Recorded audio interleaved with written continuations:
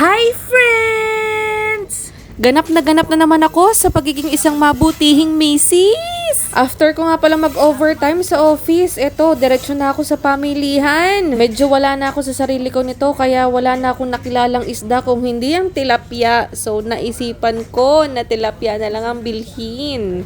Maiba naman ang hindi puro manok at saka baboy. Healthy living muna for today's video. At iyan na nga ang tilapia, fresh na fresh from pamilihan. Ay hindi ko lang alam kung talaga itunay na sariwa. At ako'y hindi maalam. Ay dinin na lang tayo sa alam kong gawin. Aray, mag-air fry. Iba-iba, panindigan na ang pagiging healthy for today's video. Ay, ang friend ninyo, nabangaw na. May pag-iinarte pa doon sa kusina. Ay, tinaklubang ko lang naman aking bahok at banga naman mga muy malansa. Ay siya din ay mabalik sa aking niluluto. Are, at binaliktad ko na ang ulo ng tilapia. Ay nakukutap-tapan nyo na ga kung anong aking ilulutong are. Ay walang iba kung hindi ginataang tilapia. Ay madali-dali ang buhay at walang natilamsik na mantika. Pag are in-air fry nyo, ayos din naman eh. Safe na safe sa tilabsik ng mantika. At iyan na nga ang ingredients na pagka tagal-tagal kong pinag-isipan kung bibilhin ko baga at gawa ng iyang pitsay na yan ay pitsay na magulang. Ay di kaya dinagdagan ko na ng malunggay na are. Ay wala nang pamimilian dong pitsay at nagkaubusan na. Ay no choice ako eh, kaysa naman layot. Eh di yan na. Ay sa gagapuranggot na pitsay na iyon ay feeling ko'y kulang at gusto ko ngay madaming gulay. Eh di aray, pagtsatsagaan ko na rin paghimay ng malunggay. Ay ika ko nga di yan. Ay nako, ako gay papayat o hindi. Papayat o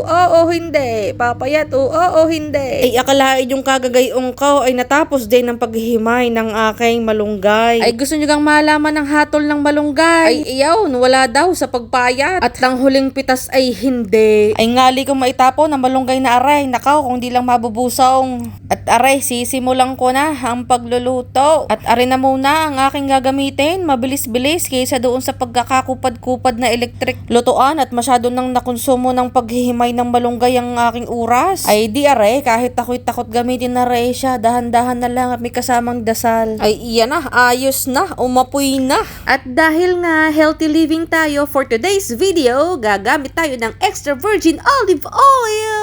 Matapos painitin ng extra virgin olive oil, ilagay natin ang luya, sundan ng bawang. Mekus lang ninsan yung bawang at luya na yan. Tapos lagay na ninsan yung sibuyas na yan. And then mekus na ninsan yan. Ewan ko kung ako lang ba to. Naglalagay din ba kayo ng paminta? Pagkakatapos yung mag-isa ng sibuyas at bawang? Kasi ako oo. Feeling ko yun yung pampasarap. Charis! At dahil nga wala kaming can opener at kutsilyo lang ginamit ko na putol, mega taktak ako. Kasi sobrang sikip. Mali-earth nung butas. Ay inakaw ay kung anong kinaliit-liit ng butas nung coconut milk ay siya namang nilaki-laki na rin taklob na aray. Ay hindi naman amin yung taklob at dine sa kapisan. Hiniram ko na lang sa cabinet. Umimik naman ang cabinet. Uaw, pwede mong gamitin. Charis! Ay nasusundan nyo baga kung anong aking pinagagawa. Ay ari nga, matapos ilabas sa air fryer ay aking idinaw-daw daon sa lutong gata. At ididagdag ko na nga din ang siling layot na din. At sa mga oras na yun, wala na kayong ibang gagawin kung hindi. Ganyan lang, basain lang. Tapos you put paminta just like how I put it. Hoy! Charis! At dahil nga hindi ako naglalagay ng betchin at saka ng magic sarap, ito na lang, patis, konti lang, kasi nilagyan ko na yun ng asin ng kanino.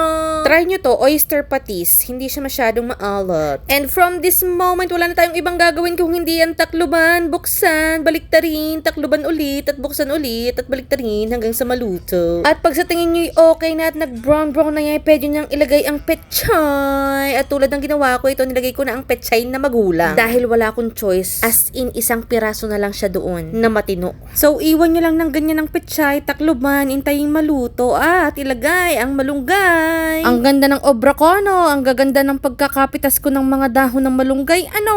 Ay, kita nyo naman, kabilis na luto ng ginataang tilapyang aray. Mas matagal pa ang aking pinaghimay ng malunggay. Nakapaw, ay parang hindi na mauulit. And Jiran, luto na ang oh so yummy and oh so tasty ginataang tilapia made with love. Oh, hindi durugan tilapia. At matapos nga niya, nag-iwan ako ng note para kay Mr. Aristelo, ginataang tilapia with petchay na magulang at malunggay. Kumain ka, masustansya yan. Gisingin mo kung gusto mo ng dessert. Happy 14 years and 6 months! Love you!